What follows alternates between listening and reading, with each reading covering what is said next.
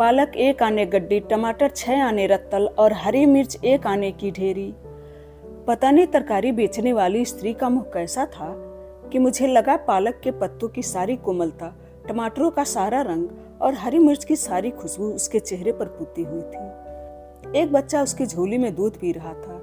एक मुट्ठी में उसने माँ की चोली पकड़ रखी थी और दूसरा हाथ वह बार बार पालक के पत्तों पर पटकता था।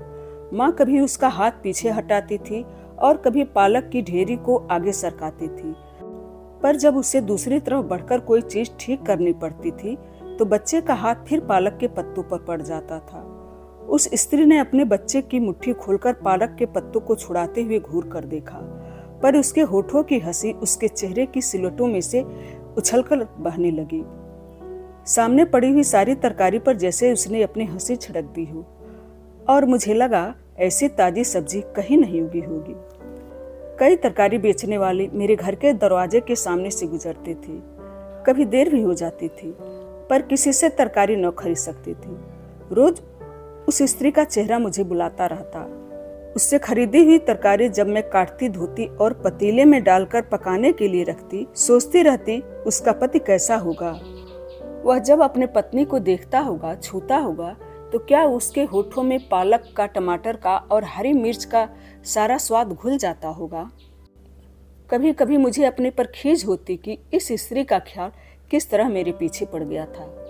इन दिनों मैं एक गुजराती उपन्यास पढ़ रही थी। इस उपन्यास में रोशनी की लकीर जैसी एक लड़की थी जीवी। एक मर्द उसे देखता है और उसे लगता है कि उसके जीवन की रात में तारों के बीज उगाए हैं। वह हाथ लंबे करता है, पर तारे हाथ नहीं आते और वह निराश होकर जीवी से कहता है, तुम मेरे गांव में अपनी जात के किसी आदमी से ब्याह कर लो, मुझे दूर से सूरत ही दिखलाई देती रहेगी।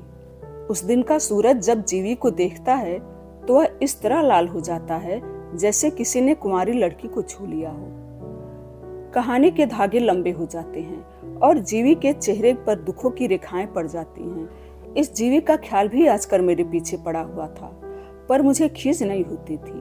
वे तो दुखों की रेखाएं थी, वही रेखाएं जो मेरे गीतों में थी हैं। और रेखाएं रेखाओं से मिल जाती हैं, पर यह दूसरी जिसके होठों पर हंसी की बूंदें थी, केसर की तूरियां थी। दूसरे दिन मैंने अपने पाँव को रोका कि मैं उसे तरकारी खरीदने नहीं जाऊंगी।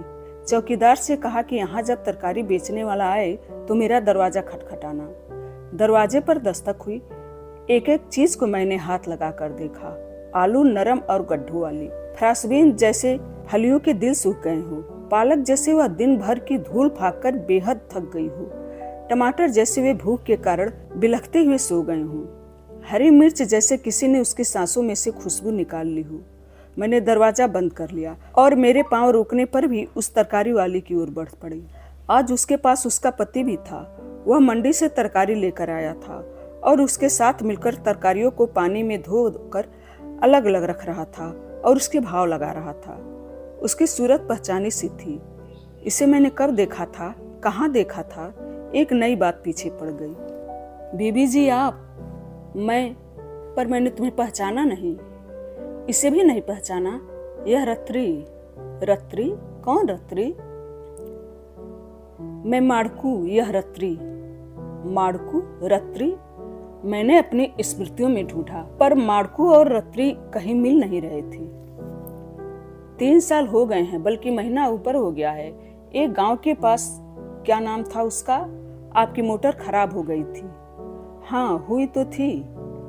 और आप वहां से गुजरते हुए एक ट्रक में बैठकर धुलिया आए थे नया टायर खरीदने के लिए। हाँ, और फिर मेरी स्मृति में मुझे माड़ूक और रत्ती मिल गए। रत्ती तब अधखिली कली जैसी थी और माड़ूक उसे पराये पौधे पर से तोड़ लाया था। ट्रक का ड्राइवर माड़ूक का पुराना मित्र था। उसने रत्ती को लेकर भागने में माड़ूक की मदद की, इसीलिए रास्ते में वह माड़ूक के साथ उससे मजाक करता रहा। रास्ते में छोटे छोटे गांव में कहीं खरबूजे बिक रहे होते, कहीं ककड़ियां, कहीं तरबूज, और माड़कू का मित्र माड़कू से ऊंची आवाज में कहता, बड़ी नरम है ककड़ियां, खरीद ले।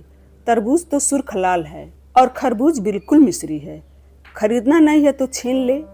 वाह रे रांझे। अरे छोड़, मुझे रांझा क्यों कहता है? रांझा साला आशिक था कि नाई था। हीर की डोली के साथ भैंसे हाँक कर चल पड़ा।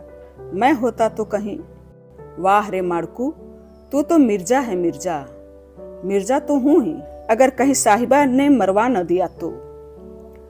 और फिर माड़कू अपनी रत्ती को छेड़ता, देख रत्ती, साहिबा न बनना, हीर बनना। वाह रे माड़कू, तो मिर्जा और यह हीर, यह भी जोड़ी अच्छी बनी। इतनी देर में मध्य प्रदेश का नाका गुजर गया और महाराष्ट्र की सीमा आ गई। यहाँ पर हर एक मोटर, लारी और ट्रक को रोका जाता था। पूरी तलाशी ली जाती थी कि कहीं कोई अफीम, शराब या इस तरह की कोई और चीज तो नहीं ले जा रहा। उस ट्रक की भी तलाशी ली गई, पर कुछ न मिला और ट्रक को आगे जाने के लिए रास्ता दे दिया गया। जो ही ट्रक आगे बढ़ा, माड़कू बेतहासा हंस दिया। साले अफीम खोजते हैं, शराब खोजते हैं, मैं जो नशे की बोतल ले जा रहा हूँ सालों को दिखा ही नहीं। और रत्ती पहले अपने आप में सिकुड़ गई और फिर मन की सारी पत्तियों को खोलकर कहने लगी, देखना कहीं नशे की बोतल तोड़ न देना, सभी टुकड़े तुम्हारे तलुए में उतर जाएंगे। कहीं डूब मर। मैं तो डूब जाऊंगी, तुम सागर बन जाओ। मैं सुन रही थी, हंस रही थी, और फिर एक पीड़ा मेरे मन में आई। हाय रे रत्री, डूबने के लिए भी तैयार है, यह तेरा प्रिय एक सागर हो। फिर धुलिया आ गया, हम ट्रक में से उतर गए और कुछ मिनट तक एक ख्याल मेरे मन को कुरेदता रहा। यह रत्री एक अधखली कली जैसी लड़की, माड़ू किसे पता नहीं कहां से तोड़ लाया था। क्या इस कली को वह अपने जीवन में महकने देगा? यह कली कहीं पांव में ही तो नहीं मसली जाएगी? पिछले दिनों दिल्ली में एक घटना हुई थी। एक लड़की को एक मास्टर वायलिन सिखाया करता था। फिर दोनों ने सोचा कि वे बंबई भाग जाएं। वहां वह गाया करेगी, वह वायलिन बजाया करेगा। रोज जब मास्टर आता, वह लड़की अपना एकाध कपड़ा उसे पकड़ा देती और वह उसे पॉलिथीन के डिब्बे में रख कर ले जाता। इस तरह लगभग महीने भर में उस लड़की ने कई कपड़े मास्टर के घर भेज दिए। और फिर जब वह अपने 3 कपड़ों में घर से निकली, किसी के मन में संदेह की छाया तक न थी।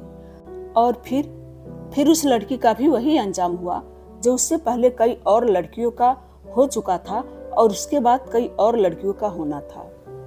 वह लड़की बंबई पहुंचकर कला की मूर्त नहीं, कला की कब्र बन गई। और मैं सोच रही थी कि यह रत्री क्या बनेगी।